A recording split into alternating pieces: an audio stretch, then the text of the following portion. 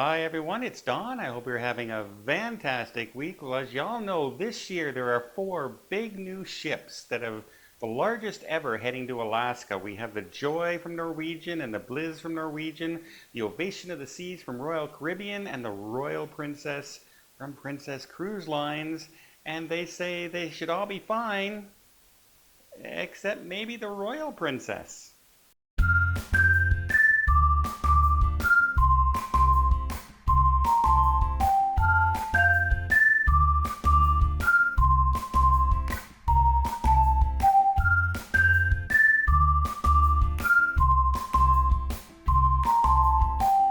Recently, the Southeast Alaska Pilots Association came out with a warning to Princess Cruise Lines about the new itinerary for the Royal Princess heading to Alaska. She's the largest of the Princess ships to ever go to Alaska. While she's not the largest ship, that distinction goes to the Ovation of the Seas by Royal Caribbean. Out of the four large ships going there this year, though, she's the only one that has the standard propulsion system, which is, propellers in the back and it pushes the ship forward, where the other ones all have the anziopods, which are where the propellers actually stick down below the ship and can turn 360 degrees. So if you start heading in one direction, it's not the steering and you're moving like this. You can actually turn that propulsion system to the side and push the rear of the ship in whatever direction you need to go. It gives those ships much, much more maneuverability, and that's one of the reasons they designed these for big, large ships like Quantum Class and the Oasis of the Seas. Princess has not yet adopted that in their designs for the Royal Class ships. So they're using that standard propulsion. So as you know, large ships are basically great big sails. And if you get hit with a huge gust of wind, it can move that ship to the side and head it in a direction.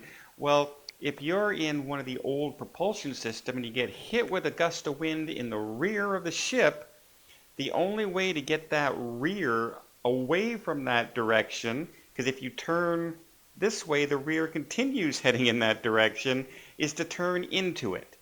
And that means the front end starts heading in the direction you probably don't want to be in. It's not that big a deal when you're in a large area like the ocean and you have lots of room to maneuver. However, there are places in Alaska that you're in the inside passage and you're going through some very narrow areas. They recommend that the Royal Princess not attempt to do the Tonga Pass, which is only about 220 meters, just about a couple lengths of a football field, a little bit longer than that, in anything higher than 15-kilometer winds. And there's already a speed limit in that area of only 7 knots. So you know that it's going to be a very tight, long drive through that area.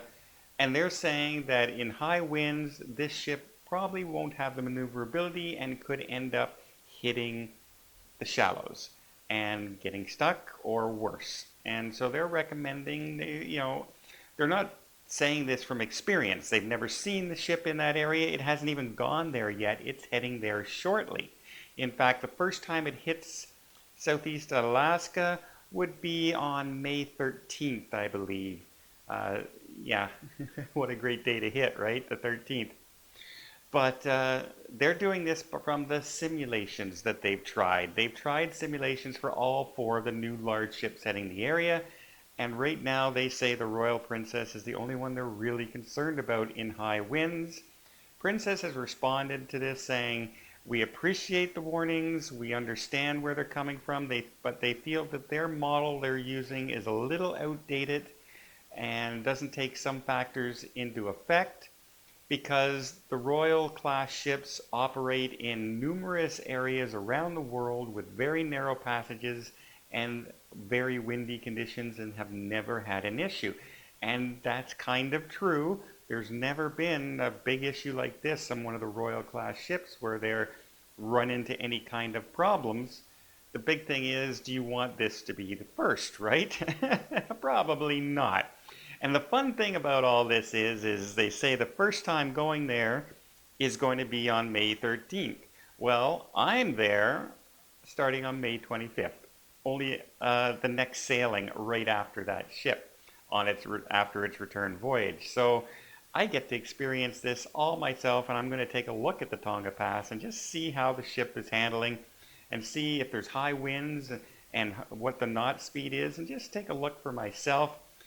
The one thing I do, though, trust is Princess has a very good record of avoiding dangerous situations. If you remember on my transatlantic on the Royal, we were supposed to head up to Norway and Ireland and then to Newfoundland, but because of the hurricane heading up in that direction, it wasn't the full hurricane, it was just the remnants of what had hit the United States. They headed us down into Spain to make sure we had a safe and comfortable trip. And I'm quite sure that if they feel there's any danger of this ship going through any area, they will avoid it and they won't go to those ports. So I don't feel in danger of this, but I am curious to see how the ship performs in Alaska compared to the other ships. And I'll let you know the end of next month, because I'll be on her for a vacation to show you all you guys who are coming with me in 2020 on the Royal Princess on the group cruise. We get to show the ship, get to show the excursions, and you can see exactly what the weather's going to be like around the exact same time that we're going to be sailing. And then we'll have another sail and book a whole bunch more people. Well, I hope you liked this video. If you did, please give it a thumbs up. If you want to see more tips and tricks and vlogs from around the world, hit that subscribe button. Till next time, have yourself a safe and a great vacation.